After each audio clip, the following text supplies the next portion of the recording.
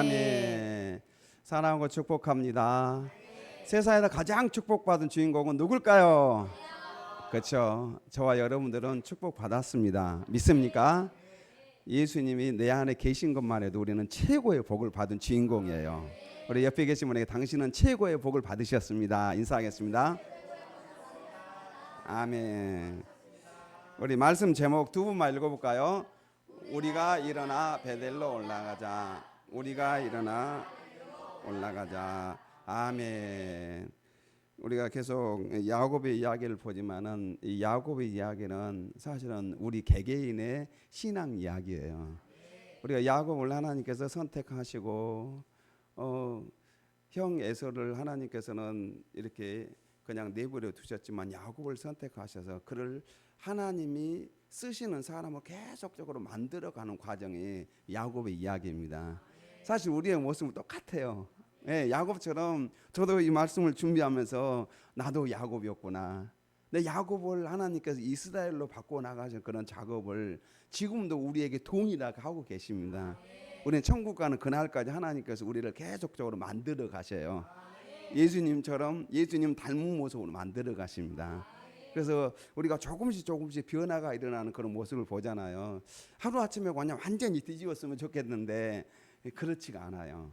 조금씩 바꿔집니다. 그래서 주님 앞에 서는 그날에 예수님처럼 우리의 모습도 변화되어 있을 줄로 믿습니다. 예. 그래서 오늘 이제 야곱의 이야기를 보면서 야곱이 이제 이렇게 베델 전에 세겜에서 큰 사건이 있지 않았습니까? 예. 사랑하는 딸 디나가 또 세겜에게 강간당하고 그렇게 해서 오빠들이 그냥 세겜 사람들 다 죽이는 그런 일들이 있었습니다. 남자들을 죽였죠. 자, 그런 다음에 야곱이 이런 이야기를 해요. 아들딸한테 이런 이야기를 합니다. 우리 공동 번역인데 함께 같이 읽어볼까요? 그러자 야곱은 시몬과 네일을 불러 나불았다. 너희 때문에 나는 이 지방에서 사는 가나안 사람과 브리스인들에게 상종할 수 없는 추한이 인간이 되고 말았다. 우리는 수가 얼마 되지 않는데 그들이 합세해서 나를 치면 나와 내 가족은 몰살당할 수밖에 없다. 그래서 이제 지금 디나의 오빠들이 세겜에 있는 남자들을 그냥 다 죽였어요. 예, 죽였습니다. 사실 이 살인 끔찍한 살인 사건이죠. 이 끔찍한 살인 사건이 보통 문제가 아니에요. 그냥 이 세겜 족속 자체의 남자들을 다 죽였으니 이 가나안 땅에 이 모든 소문들이 삽시간에 다 퍼졌을 거예요. 그래서 이제 야곱이 가나안 사람과 브리스인들, 가나안 사람과 브리스인들 그 원주민들에게 이제 그들을 상종할 수 없는 추한 인간이 되고 말았다. 또 우리는 수가 얼마 되지 않는데 그들이 합세해서 나를 치면 어떻게 된다? 만약에 그들이 합세해서 이제 연합군을 형성해 가지고 야곱을 치러 온다면은 야곱은 더 이상 살아남을 수가 없는 것이죠. 야곱의 아들들도 살아남을 수가 없는 것입니다. 그래서 야곱은 그런 이 사건이 있은 이후에 굉장히 큰 두려움 가운데 지금 있습니다. 그래서 야곱 자신과 이 모든 가족들이 죽을 수밖에 없는 그런 절체절명의 위기 가운데 있습니다. 그래서 이런 위기 가운데 있는데 하나님께서 야곱에게 나타나서 이런 말씀을 하십니다. 같이 읽어볼까요? 하나님이 야곱에게 이르시되 일어나 베델로 올라가서 거기 거주하며 내가 내 형 에서의 낯을 피하여 도망하던 때에 내게 나타났던 하나님께 거기서 제단을 쌓으라 하신디라.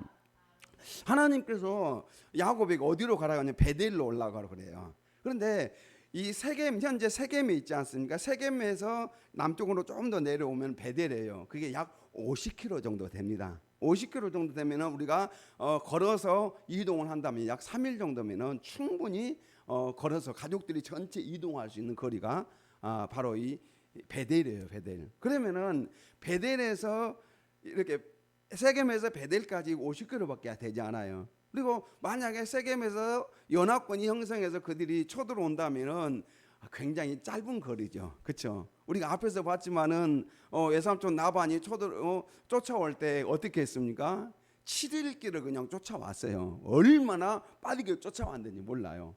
아주 살기가 등등해도 쫓아왔지 않습니까? 그렇기 때문에 야곱이 지금 세겜에서 베델까지 이렇게 가서 하나님께서는 베델에 가서 제단을 쌓으라 그래요.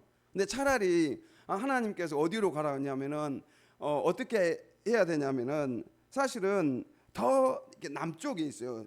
거기서 아주 먼 남쪽, 거기가 어디냐면은 지금 부엘세바. 예, 그래요. 가나안 땅에다 제일 남단에 있는 곳이 부엘세바냐. 부엘세바가 누가 있는 것이죠?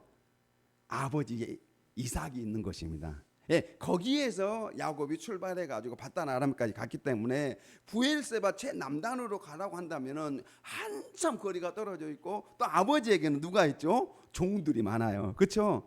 이삭 아버지가 아직도 살아있기 때문에 이삭 아버지에게는 종들도 많아요. 얼마든지 대처할 수 있는 그런 힘이 있어요. 그래서 하나님께서 그리로 가라고 하면은 좋을 텐데, 그렇지 않고 어디로 가라고 합니까? 베델로 가라고 그래요. 베델로. 여러분 같으면 어떻게 하겠습니까? 왜 아버지 있는 이삭이 있는 곳으로 도망가면은 훨씬 더 안전하잖아요. 왜 안전한데 그리로 가라고 하지 않고 하나님께 베델로 가라고 그렇게 말씀하십니다. 베델로 가라고 그래요. 자, 이 베델로 가서 뭐 하라고 하시냐면 베델로 올라가서 거기 거주하며, 거기 뭐 하라고요? 거주하며 이렇게 말씀하십니다.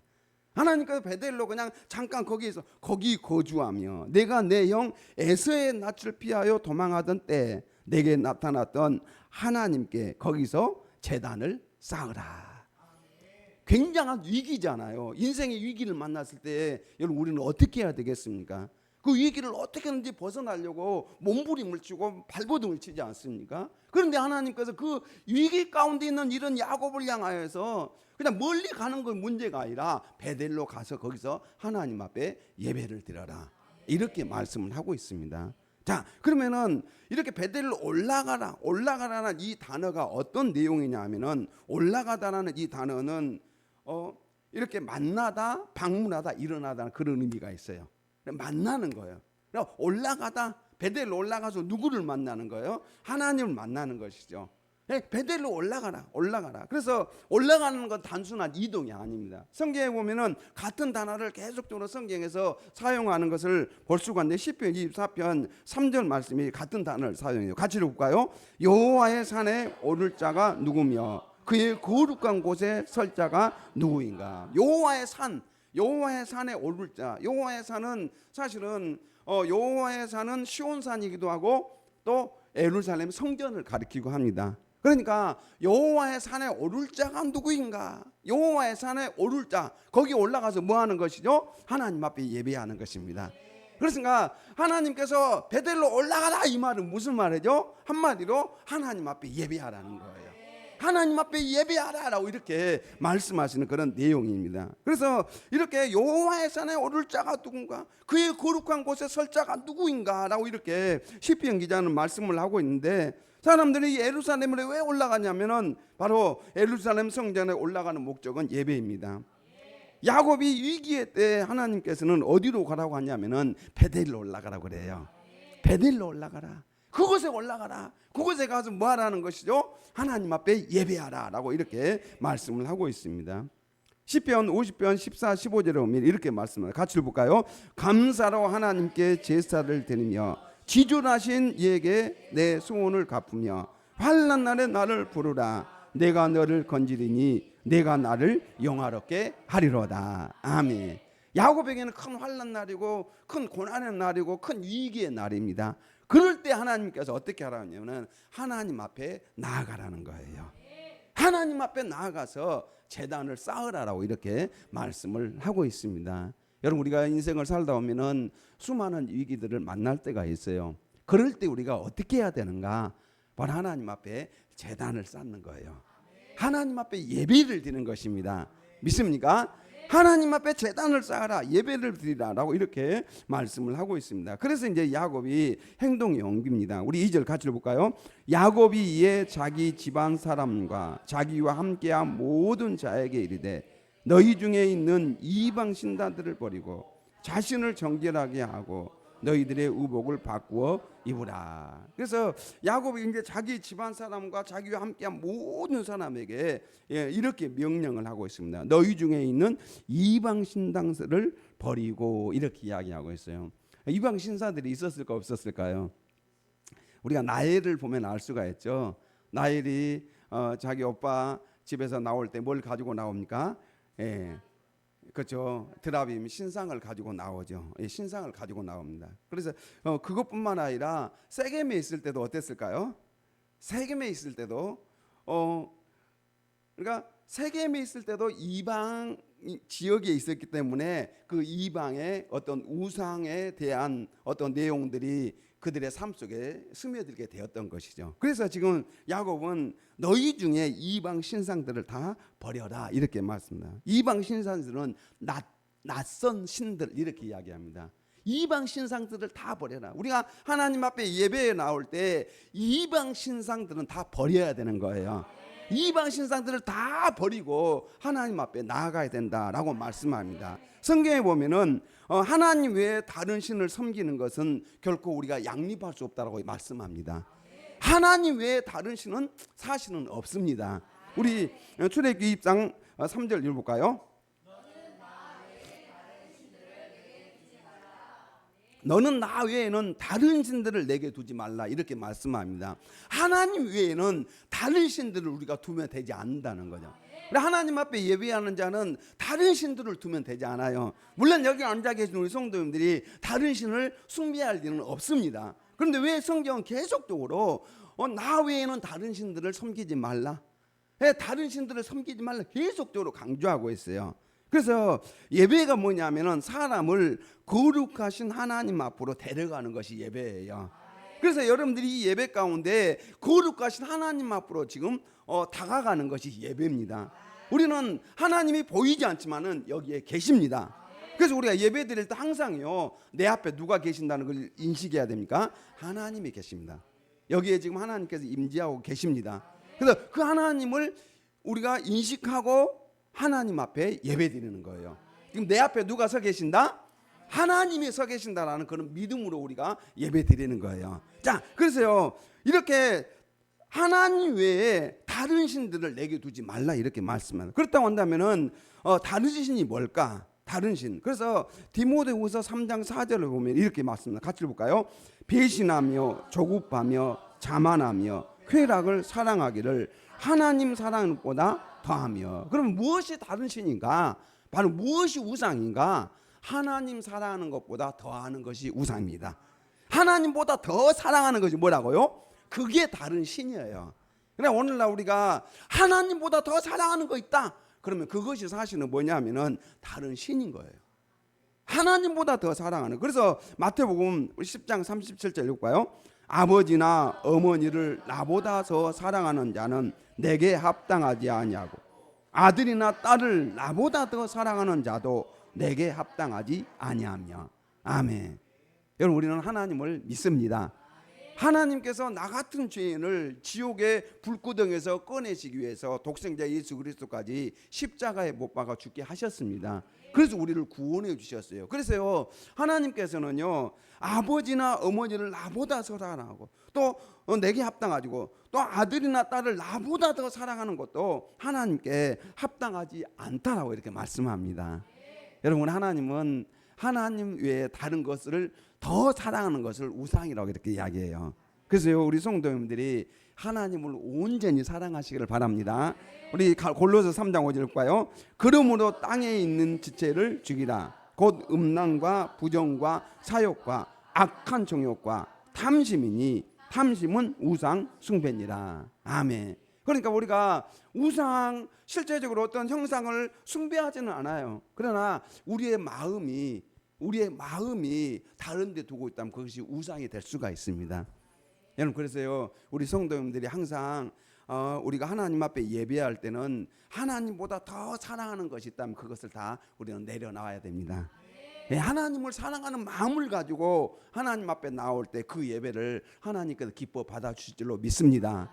그래서 하나님보다 더 사랑하는 거 있다면 우리는 다 내려놔야 합니다. 다 내려놔야 돼요. 자, 그래서 이제 2절에 보면은 다시 한번 2절 볼까? 시작. 야곱이 이에 자기 집안 사람과 자기와 함께한 모든 자에게 이르되 너희 중에 있는 이방 신상들을 버리고 자신을 정결하게 하고 너희들의 우복을 받고 입으라. 이게 자신을 정결하게 하라 이렇게. 이방 신상들을 다 버리고 그런 다음에 하나님 앞에 예배하는 자는 자신을 정결하게 한다 그러죠. 자신을 정결하게 해야지 하나님이 받으시는 예배자가 될 줄로 믿습니다. 그래서 자신을 정결하게 한다는 것이 무엇인가? 시편 130편 3절 볼까요? 여호와여 주께서 죄악을 지켜보실 텐데 주여 누가 서리까? 주께서 죄악을 뭐 하신다고요? 지켜보실 텐데 이렇게 말씀하십니다. 하나님은 우리의 이 죄악을 지켜보고 계신다는 거예요. 지켜보고 계신다. 그래서 우리가 주님 앞에 감히 설 수가 없는 존재라는 거예요. 여러분 우리는 정결하게 해야 됩니다. 그래서 이제 시편 60편 18편 볼까요? 내가 나의 마음의 죄악을 품었더라면 주께서 듣지 아니하시리라. 듣지 않으시라 이 말을 받지 않으시라라고 이렇게 생각해도 됩니다. 그러니까 우리가 우리의 마음속에 죄악을 가지고 있다면은 주님께서 우리를 받아주지 않는다는 거예요. 여러분 우리는 하나님 앞에 예배하는 예배자입니다. 그래서요 우리 하나님의 백성들은 하나님 앞에 정결한 모습으로 나가야 돼요. 정결한 모습으로 거룩한 모습으로 나아갈 때 거룩하신 하나님은 우리의 예배를 받아주실 줄로 믿습니다. 그래서 우리가 혹시나도 죄악이 있거나 우리의 악한 마음이 있다면은 우리는 철저하게 우리는 깨끗하게 거룩해져야 됩니다. 그런데 우리의 힘으로 노력으로는 안 돼요. 여러분 우리가 아무리 나를 깨끗하고 거룩하게 하려고 해도 쉽게 거룩해지지 않습니다. 자, 그래서요 어떤 방법을 통해서 우리를 정결하게 해야 되냐면은 바로 회개입니다. 회개. 자, 그래서 이 회개를 통하여서 하나님은 우리를 정결하게 하십니다. 예, 믿습니까? 자, 그래서 인생에 고난이 있을 때 먼저 우리 자신을 돌아보고 회개해야 됩니다. 회개해야 돼요. 그래서 예수님의 피를 의지하고 회개할 때 우리는 정결해집니다. 만일 우리가 우리 죄를 자백하면 그는 미쁘시고 의로우사 우리 죄를 사하시며 우리를 모든 불의에서 깨끗하게 하실 것이요. 그래서요 우리가 우리의 죄를 하나님 앞에 고백하는 거예요. 그래서 우리 성도님들이 교회 오셔가지고 우리가 이제 찬양하는 시간에 회개하는 시간을 갖는데 여러분 철저하게 하나님 앞에 우리가 회개해야 됩니다. 매일 사실은 회개해야 돼요. 매일 하나님 앞에 회개할 때 하나님은 우리의 기도를 들어주고 우리 예배를 받아주십니다. 우리가요 그냥 우리는 하나님 이번 주간 내가 잘 살았습니다. 하나님 말씀을 살았습니다. 그렇게 한다 할지라도 우리가 생각하지 못한 범죄를 저지른 적이 한두 가지가 아니에요. 여러분 우리는 죄인입니다. 우리는 감히 하나님 앞에 설 수 없는 죄인이기 때문에 날마다 우리 성도님들은 회개해야 될 줄로 믿습니다. 오늘날 그냥 회개하지 않아요. 성도들이 회개하지 않는데 여러분 우리 하나님은 회개하기를 기뻐하셔요. 회개하고 하나님 나는 죄인입니다. 그래서 나는 죄인입니다. 감히 하나님 앞에 얼굴을 들을 수 없는 죄인이다라고 가슴을 치면서 세리처럼 회개할 때 하나님은 그 회개하는 자를 받아주시오. 그냥 바리새인처럼 나는 하나님 이렇게 의로운 삶을 살았습니다. 11조도 하고 내가 선한 일도 하고 이렇게 하나님 앞에서 예배도 잘 드리고 그렇게 했습니다 라고 했을 때 하나님은 그 바리새인의 예배를 기뻐하지 않으신다는 거죠. 세리처럼 가슴을 치면서 내가 죄인입니다. 내가 죄인입니다. 내가 입술로 또 행동으로 하나님 앞에 바르지 못한 삶을 살았습니다. 내가 죄인입니다. 이렇게 회개할 때 하나님은 그 회개하는 그 회개의 모습을 통하여서 우리를 정결하게 하십니다. 그래서 우리 성도님들이 항상 하나님 앞에 나올 때 회개를 많이 하셔야 됩니다. 여러분 우리는 그냥 회개할 거 없다고 하지만 아니에요. 여러분 우리는요 죄인입니다. 말 한마디 한마디 우리가 얼마나 정확하게 합니까? 실수도 너무나도 많아요. 우리의 생각은 어떻습니까? 우리의 생각이 그냥 온갖 남들 보지 않으니까 우리는 온갖 생각들을 내 마음대로 할 때가 많아요. 그런데 우리 하나님은 그것까지도 뭐하고 계세요? 보고 계세요. 우리의 안고 일어섬을 다 아십니다. 우리의 생각까지도 다 아십니다. 그래서요 우리는 하나님 앞에 철저하게 회개하고 나아갈 때 하나님은 그 회개하고 나오는 자의 예배를 받아주십니다. 하나님은 그 예배를 기뻐하셔요. 자, 그래서 이사야 1장 18절 가지고 볼까요? 여호와께서 말씀하시되 오라 우리가 서로 변론하자. 너희의 죄가 주홍 같을지라도 눈과 같이 이어질 것이요 진홍같이 붉을지라도 양털같이 희게 되리라. 이렇게 회개할 때 하나님께서 우리의 죄악을 깨끗이 씻어주시겠다 약속하십니다. 동이 서에서 먼 것처럼 우리의 죄악을 다 날려버리셔요. 그래서 우리 성도님들이 항상 하나님 앞에 나올 때, 예배 자리에 나올 때 먼저 회개를 철저하게 하셔야 됩니다. 우리는 하나님, 내가 한 주간 동안에 혹시 내가 알고 지은 죄도 있지만 모르고 지은 실수하는 그 죄까지도 주님의 십자가의 보혈로 깨끗이 씻어 주시옵소서.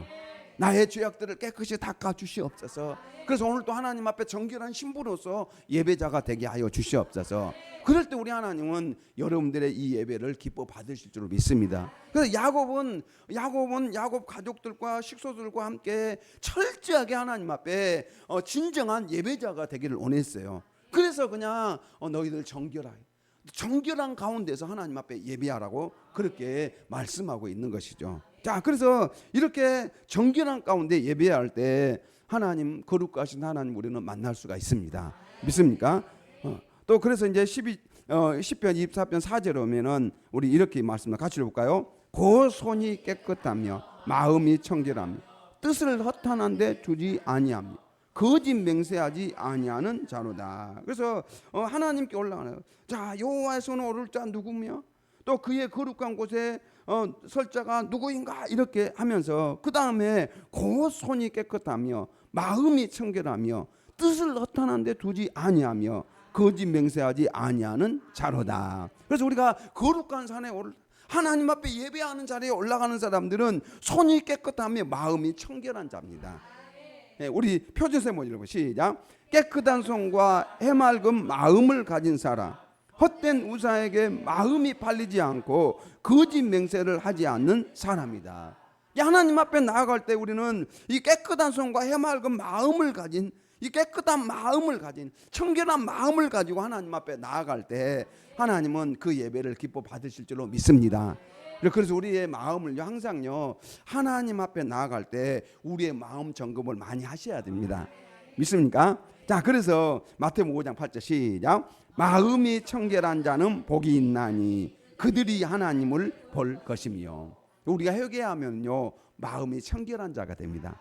깨끗한 자가 돼요. 그래서 그 사람이 누구를 만나요? 하나님을 만납니다. 아멘. 우리가요 하나님을 왜 하나님 안 만나 주십니까 하는데 우리가 철저하게 회개하고 하나님 앞에 예배할 때 하나님은 말씀 가운데, 찬양 가운데, 기도 가운데, 우리가 묵상하는 가운데 우리를 만나 주셔요. 하나님은 말씀을 들고 찾아오시고 우리를 만나 주십니다. 그래서 우리가 예배 가운데 하나님을 만나는 것은 당연한 거예요. 우리는 그냥 하나님 언제 만나실까? 언제 10년 후에나 20년 후에나 만나? 아니에요. 지금 이 순간에 여러분들을 만나 주십니다. 그래서 우리가 그 하나님을 만나기 위해서는 마음이 청결한 자는 누구를 만나요? 하나님을 볼 것이요. 하나님을 만납니다. 믿습니까? 그래서 우리 성도님들이 예배에 나올 때 우상을 멀리할 뿐만 아니라 우리는 정결한 마음을 가지고 나가야 됩니다. 그래서 이제 다윗도 내 속에 정결한 마음을 주시옵소서라고 이렇게 기도하지 않습니까? 내 속에 정결한 마음을 주시옵소서.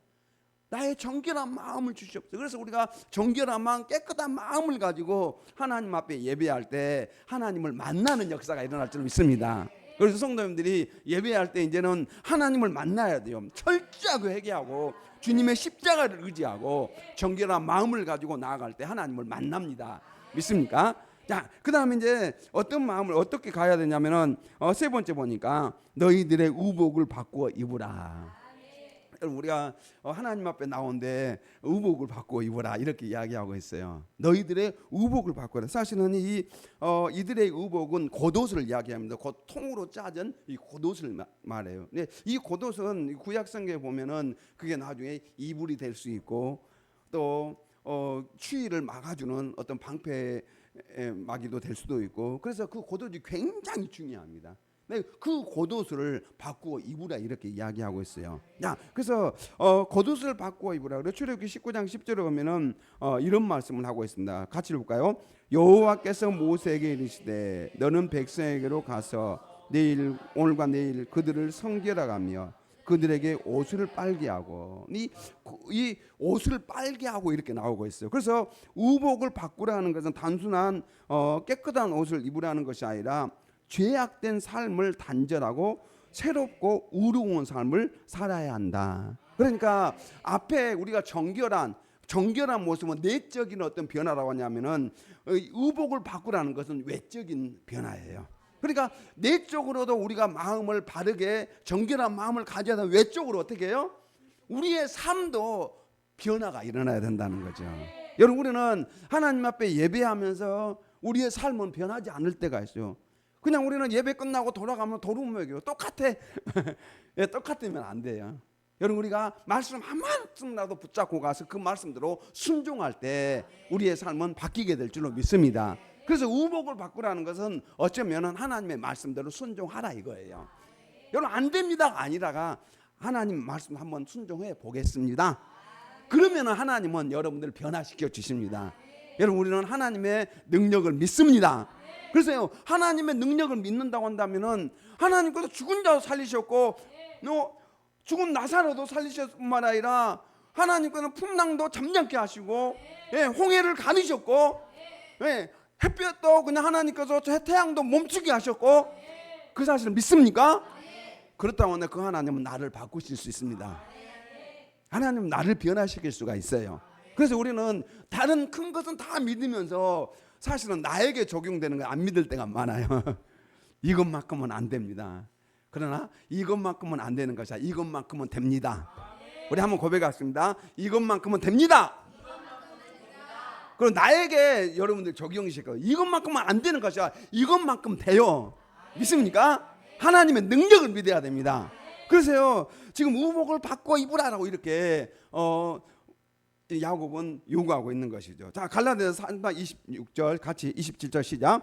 너희가 다 믿음으로 말미암아 그리스도 예수 안에서 하나님의 아들이 되었으니 누구든지 그리스도와 합하기 위하여 세례를 받는 자는 그리스도로 옷 입었느니라. 아멘. 그래서 그리스도로 합하기 위하여서 세례를 받은 자, 곧 예수님을 영접한 사람은 그리스도로 옷 입었다.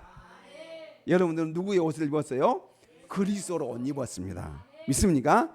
예수님을 만난 사람들, 예수님을 믿는 사람은 이미 예수 그리스도로 옷 입었어요. 이미 여러분들의 운명은 바뀌어져 있습니다. 이미 새 이스라엘이에요. 그래서 야곱도 새 이스라엘이 되지 않았습니까? 그래서 저와 여러분도 이미 새로운 사람이 됐습니다. 자, 그래서요, 우리는 그리스도로 옷 입은 자예요. 믿습니까? 자, 그래서 에베소 4장 22절부터 24절에 보면 이렇게 말씀합니다. 같이 읽어볼까요? 너희는 유혹의 욕심을 따라 썩어져가는 구습을 따르는 옛사람을 벗어버리고 오직 너희의 심령이 새롭게 되어 하나님을 따라 의와 진리의 거룩함으로 지으심을 받은 새 사람을 입으라. 아멘. 여러분, 너 유혹의 욕심을 따라 썩어져가는 이 구습, 이 옛 습관을 다 버리라는 거예요. 옛 습관을 다 버리고 벗어버리고 우리는 새로운 옷을 입는데 예수 그리스도로 새롭게 입었습니다. 여러분, 그래서요, 이제는 우리의 삶이 변화가 일어나요. 그래서 우리가 진정한 예배자는요, 내적인 변화와 외적인 변화가 동시에 일어나게 돼 있습니다. 믿습니까? 그래서 우리는 여기서 예배 잘 드리고 가서 세상에 가서 또 도둑으로 돌아가면 안 돼요. 물론 돌아갈 때 야곱도 보면요, 수없이 돌아가죠. 야곱이 됐다 이스라엘 됐다, 야곱이 됐다 이스라엘 됐다, 나중에는 이스라엘로 돼요. 그러니까요, 우리의 삶이 지금 바뀌지 않았다 해서 여러분 너무 한탄하고 그럴 필요가 없어요. 다시 우리는 일어서면 됩니다. 다시. 그래서 우리는 다시 7번 넘어져도 8번째 다시 일어나면 돼요. 믿습니까? 그렇게 해서 나가는. 그래서요, 새로운 행위를 취하라라고 이렇게 말씀합니다. 새로운 이 그리스도인의 삶은 하나님의 말씀과 성령을 통해서 우리의 생각과 말에 새로움이 가능하다고 말씀하고 있습니다. 여러분, 우리는 이제는 새로운 그리스도로 옷 입혔습니다. 입혀졌어요. 믿습니까? 그래서요, 이제 이 세 가지 우상을 멀리하고, 그 다음에 우리의 마음을 정결하게 하고, 그 다음에 옷을 바꿔 입었어요. 이 옷이 누구의 옷을 입혔다고요? 예수 그리스도로 우리는 새롭게 입혀졌습니다. 믿습니까? 그래서 우리의 삶이 이제는 바뀌는 거죠. 그래서요, 예배자는요, 이 세 가지를 꼭 기억해야 된다는 거죠. 하나님께 우상, 하나님보다 더 사랑하는 것 우리는 다 버리고 오직 하나님만 사랑합니다. 그 마음으로 하나님 앞에 올 때 하나님은 그 예배를 기뻐 받으실 줄로 믿습니다. 우리의 마음도 마찬가지고 우리의 삶도 마찬가지입니다. 그래서 이렇게 예배할 때 시편 24편 5절 6절 시작. 그는 여호와께 복을 받고 구원의 하나님께 의리를 얻으리니 이는 여호와를 찾는 족속이요 야곱의 하나님의 얼굴을 구하는 자로다. 아멘. 그래서 그는 여호와께 복을 받고, 그래서 이렇게 하나님 앞에 나올 때 이 세 가지를 기억하고 예배할 때 그는 여호와께 복을 받고 구원의 하나님께 의리를 얻으리니. 예, 그래서 이제 야곱도 그런 상태로 하나님 앞에 나왔습니다. 그런 상태로 하나님 앞에 나와요. 자, 그래서 이제 이렇게 올라와서 하나님 앞에 제단을 쌓게 되는 것이죠. 자, 그래서 4절로 한번 같이 시작. 그들이 자기 손에 있는 모든 이방 신사들과 자기 귀에 있는 귀고리들을 야곱에게 주는지라. 야곱이 그것들을 세겜 근처 상수리 나무 아래에 묻고. 여러분, 귀고리들을 빼가지고 뭐 했어요? 야곱이죠. 근데 출애굽기에 보면은 이 귀고리들이 나중에 뭐가 되냐면은 금송아지 우상이 돼요. 귀고리를 다 빼라. 아론이 그냥 귀고리를 다 빼가지고 나한테 줘라 그래가지고 바구니에다가 담았는데 그걸 가지고 금송아지 우상을 만들어서 이것이 바로 애굽에서 구원한 신이다 이렇게 하면서 그 금송아지 우상에게 숭배했던 것이죠. 그래서 귀고리들을 빼서 귀고리를 빼라. 그래서 아마 이 귀고리들이 어디에서 생겼을까?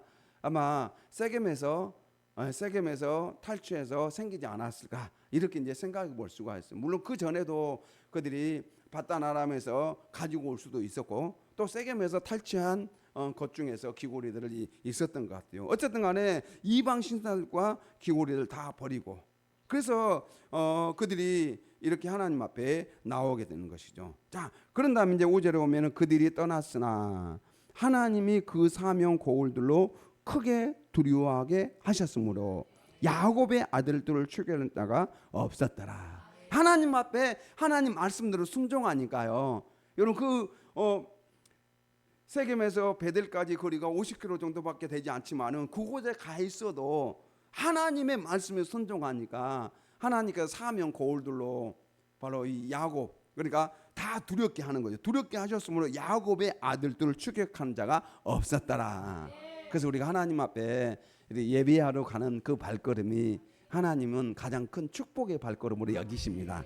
그래서 성도님들이 하나님 앞에 나아갈 때 이 사명 고울들로 하여금 야곱의 아들 추격하는 추격하는 자가 없도록 하나님께 지키십니다. 자, 믿습니까? 자, 그래서 거기에서 야곱이 제단을 쌓았습니다. 우리 7절 볼까요? 그가 거기서 제단을 쌓고 그곳을 엘베델이라 불렀으니 이는 그의 형의 낯을 피할 때 하나님이 거기서 그에게 나타나셨습니다. 아멘. 여기 엘베델이라는 말은 하나님의 집에 하나님. 그러니까 베델 자체가 하나님의 집이에요. 근데 거기에다가 엘을 또 붙였어요. 그래서요, 엘은 하나님인데, 그래서 엘베델은 하나님의 집에 하나님 이런 뜻이에요. 근데 이 말은 한마디로 뭐냐면은 오직 하나님께 초점을 맞추고 있다는 거죠. 오직 하나님께 초점을 맞추고 야곱이 이렇게 하나님 앞에 예배하고 나아가는 것을 볼 수가 있습니다. 그래서요, 예배는 오직 하나님께 초점을 맞추는 것이 예배입니다. 우리 성도님들이 오직 하나님만 생각해요. 믿습니까? 네, 하나님 외에나 안 지나서나 누구만 생각? 네, 하나님만 생각해야 돼요. 네, 우리 안 지나서나 당신 생각이 아니라 안 지나서나 오직 하나님만 생각해야 돼요. 믿습니까? 예, 그 하나님만 생각할 때 하나님은 그 예배를 기뻐 받으십니다. 근데 이렇게 야곱이 하나님 앞에 예배 드렸을 때 그 다음에 이제 나오는 내용들이 하나님께서 야곱에 복을 주신 그 내용들이 나와요. 그래서 이제 10절에 오면은 하나님이 그에게 이르시되 내 이름이 야곱이지만은 내 이름을 다시는 야곱이라 부르지 않겠고 이스라엘이 내 이름이 되리라 하시고 그가 그의 이름을 이스라엘이라 부르시고, 그래서 이스라엘이라고 다시금 야곱의 이름을 이스라엘로 이미 하나님께서 계명시켜 주셨는데 다시금 확인시켜 주면서 그 다음에 이제 하나님께서 야곱에게 축복의 내용이요. 과거에 아브라함에게 이삭에게 또 야곱이 바다람 가기 전에 주셨던 베델에서의 그 과거에 축복해 주셨던 걸 다시금 언급하시면서 야곱의 복을 말씀하십니다. 우리 11절 볼까요? 하나님이 그에게 이르시되 나는 전능한 하나님이라 생육하며 번성하라 한 백성과 백성들의 총회가 내게서 나오고 왕들이 내 허리에서 나오리라. 그래서 하나님께서 언약의 말씀을 계속적으로 말씀하시는 그런 내용이에요. 그래서 야곱이 하나님이 자기 위한 말씀하시는 곳에 기둥 곧 돌기둥을 세우고 그 위에 전제물을 붓고 또 그 위에 기름을 붓고 하나님이 자기와 말씀하신 곳의 이름을 베델이라 불렀더라. 그래서 하나님 앞에 소원을 드리고 거기에서 예배를 드렸던 것이죠. 그래서요, 사랑하는 성도 여러분, 우리는 하나님 앞에 예배하는 예배자들입니다. 그래서 우상들을 멀리하고 정결한 마음을 가지고 의복을 갈아입고 하나님이 받으시는 그런 예배자가 되시기를 주님으로 축복합니다.